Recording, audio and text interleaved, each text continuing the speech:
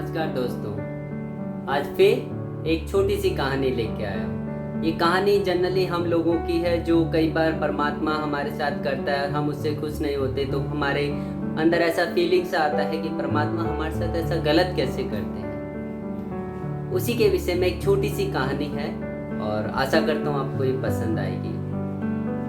एक बार एक किसान परमात्मा से बड़ा नाराज हो गया। कभी बाढ़ आ जाए, कभी सूखा पड़ जाए, कभी धूप बहुत तेज हो जाए तो कभी ओले पड़ जाए। हर बार कुछ ना कुछ कारण से उसकी फसल खराब हो जाती। एक दिन बड़ा तंग आकर उन्होंने परमात्मा से कहा, देखिए प्रभु, आप परमात्मा हैं, लेकिन लगता है आपको खेती बाड़ी की ज्यादा जानकारी नहीं। वह प्रार्थना करता है कि प्रभु, एक साल, केवल एक साल मुझे मौका दीजिए, जैसा मैं चाहूँ वैसा मौसम हो, फिर देखिएगा फसल कैसे होती है, कैसे खिलखिला के फसल उगेगी। परमात्मा ने कहा, ठीक है, अगर आपकी यही इच्छा है तो एक साल आप अपने हिसाब से फसल पैदा करना, आप जैसा चाहोगे मैं वैसा ही करूँगा। और प्रभु खुश होकर उसको आशीर्वाद दिया। किसान ने गेहूं की फसल बोई। बहुत जब उसका जी चाहा तब उसने धूप चाही, जब उसका जी चाहा तब उसने पानी चाहा। तेज धूप, ओले, बाढ़, आंधी, इसको तो कभी आने ही नहीं दिया।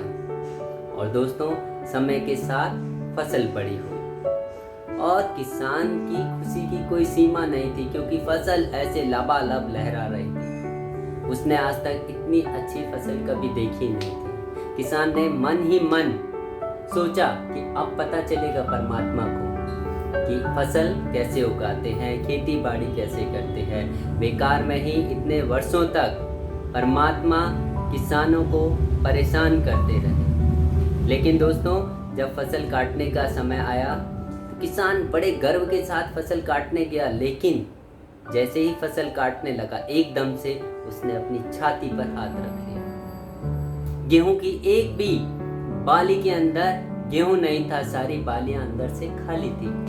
बड़ा दुखी होकर उसने परमात्मा से फिर कहा, प्रभु, ये क्या हो गया? और तब परमात्मा फिर मुस्कुरा कर बोले, दोस्त, ये तो होना ही था। तुमने पौधों को संघर्ष करने का जरा भी मौका नहीं दिया। ना तो तेज धूप में उनको तपने दिया, ना आंधी ओलों से उनको जूझने दिया। उनको किसी प्रकार की चुनौती का एहसास जरा सा भी नहीं होने दिया।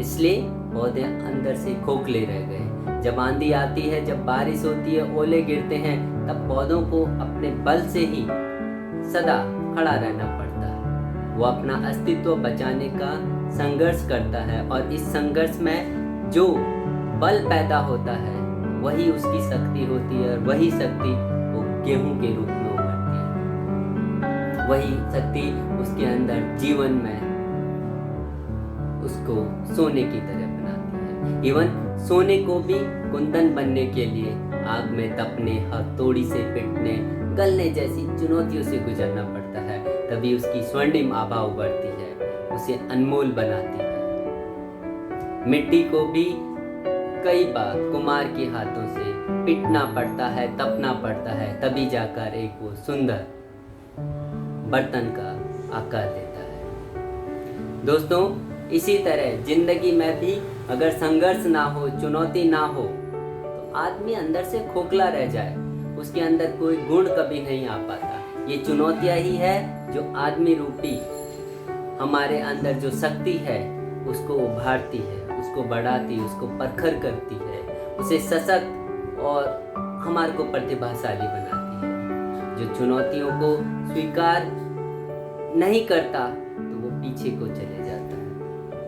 तो चुनौतियों को स्वीकार करनी ही पड़ेगी, अन्यथा हम अंदर से खोखले रह जाएंगे। अगर जिंदगी में प्रखर बनना है, प्रतिभाशाली बनना है, तो संघर्ष और चुनौतियों का सामना करना ही पड़ेगा।